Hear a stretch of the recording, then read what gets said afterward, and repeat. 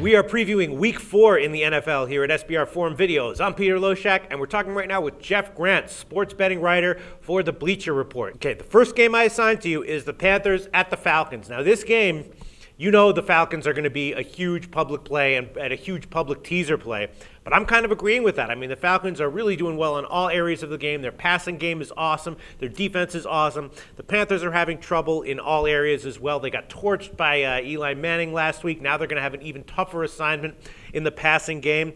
7 points. All things considered, I think it's not that much. I know the public's going to be all over the Falcons. I know the public is going to be putting the Falcons in every teaser that they bet practically, but I'm liking it. Falcons -7. What do you think? From a statistical standpoint, and for all the factors that you have touched upon, the Falcons should win this game. But I think there's an overreaction in the betting market with this line sitting at 7. If you look at last year's 2 meetings between these division rivals, the line was 3.5, sitting at 7 now. I understand that Atlanta's 3-0. Carolina's going in an absolute wrong direction. But there's a key statistic that people need to handicap and not overreact to in the opening few weeks of the NFL, and that's turnover differential. Yes. And Atlanta Falcons lead the NFL in that category. They've caused they have a +10 turnover differential while Carolina's turning the ball over. So I think that's a key factor to consider in this game, Peter. What about the fact, I mean, you mentioned that last year, the lines were 3. That's great. But Atlanta also won both of those games by more than a touchdown, even the one at Carolina. Well, if you look at those games, Carolina played with Atlanta for most of those games, and Atlanta kind of turned it on at the end. And there was one thing that I wanted to look at.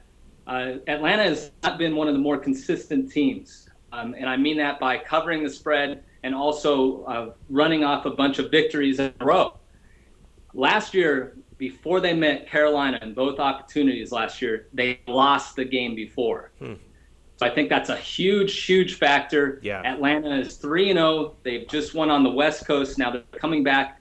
And there's also another element that I'd like to bring up for viewers of this video is Atlanta was expecting to be kind of in a tug of war with the New Orleans in this division. And maybe Carolina was going to be there sitting, maybe take a game or two from both of those opponents. They no longer have to worry about New Orleans, and I think that's having a big effect on their locker room, and I think they've been a little childish here in the beginning, even though they've won all 3 games. They've had 2 key arrests in the last 2 weeks. Michael Turner was arrested for a DUI, and then John Abraham was arrested just this week for public intoxication.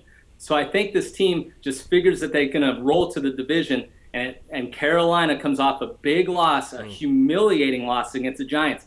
But they were in a bad situation that game going against defending Super Bowl champions in a primetime game in the middle of the week. No, I hear you, man. And, the Steve Smith and Cam Newton had a big fight on the sidelines. And they're also getting Jonathan Stewart back for this game, supposedly. So I could see this being a big rebound for the Panthers, definitely. And this is the biggest public play of the week. It's got to be. It screams public play, so that also makes me nervous. So are you officially advocating a play on the Panthers +7? I'm definitely advocating a play on the Panthers +7 the points. I wouldn't be surprised if they win this game outright. Amazing. Thanks, Jeff.